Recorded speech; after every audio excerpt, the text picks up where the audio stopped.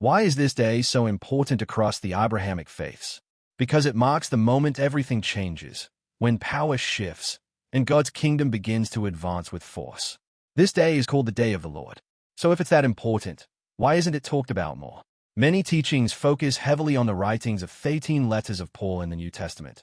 Paul confused this day with the second coming of Christ.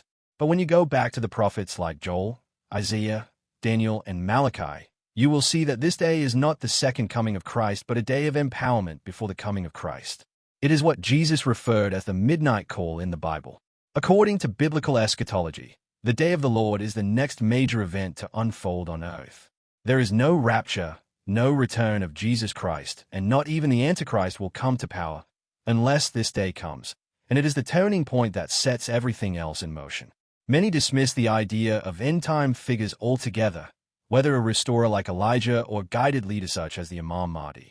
Their reasoning is simple. They believe that expecting such figures makes people passive, and then they don't take any action against injustice. They are waiting for someone else to fix the world. While it is true that we must take action and do our part, it is also true that God has appointed his servants to fulfill a specific purpose. Prophecy cannot be stopped. It will unfold, whether you accept it or not. And knowing it is what prepares you. These end-time figures don't come alone. They come with people who are ready. If you're not prepared, you will not be a part of it. Jesus Christ warned about this. The foolish virgins weren't careless. They were committed. But they missed the moment. They didn't recognize the midnight cry. And when they realized, it was too late. Joel 2 verse 28 says, "I will pour out my spirit on all flesh." This is the moment of divine empowerment. And what is the greatest sign? Joel 2 verse 31 says, "The sun shall be turned into darkness, and the moon into blood, before the coming of the great and terrible day of the Lord." This means a solar and a lunar eclipse, but it goes much deeper than this. It points to a time when Abrahamic faith reaches its lowest point, not in number but in faith. In this prophecy, the sun represents Islam and followers of Christ represent the moon. Why does God allow this to happen? Because when people become complacent, injustice grows. And when injustice reaches its peak, a group rises to resist it.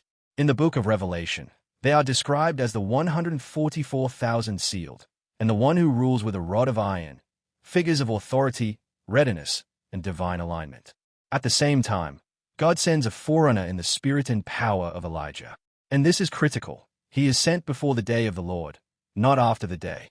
So there is a great chance that you might miss him if you do not know what to look for. Malachi 4 verse 5 says, "See, I will send the prophet Elijah to you, before that great and dreadful day of the Lord comes."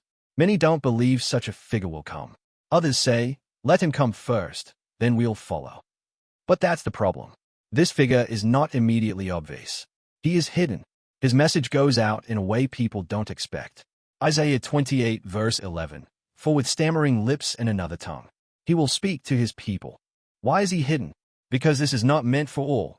It is a treasure of the kingdom, recognized only by those who are actively seeking. Why would God empower people who are not even seeking him? On the day of the Lord, a decisive shift takes place. In the book of Revelation, the 144,000 are sealed on their foreheads, a sign of divine approval and spiritual authority. At the same time, a group emerges with a rod of iron, meaning political power. This change is sudden, happening in a single moment. From that point, events accelerate until the return of Jesus Christ. Within this framework, the Imam Mahdi and his companions rise. They could be among those who are sealed, as a people drawn from across nations, empowered for spiritual leadership, and closely linked with the events leading to the coming of Christ. At the same time, another group rises with political authority, individuals positioned across the world, elevated suddenly for a specific role. Why does preparation before this day matter? Because these groups emerge in two parts. In the first group are those who are ready before the day of the Lord, are fully equipped. They stand beyond the reach of the Antichrist. Revelation 12 describes them as being caught up to the throne, a sign of elevation and protection even while they remain on earth. Those who awaken after the day are not as empowered. They become direct targets of the Antichrist in the conflict that follows. You could be among those chosen for this moment. Understanding this is what prepares you. In the next video, we'll uncover more signs of the day of the Lord. Subscribe for deeper insights into biblical eschatology and prepare for the great day of the Lord. Thanks for watching.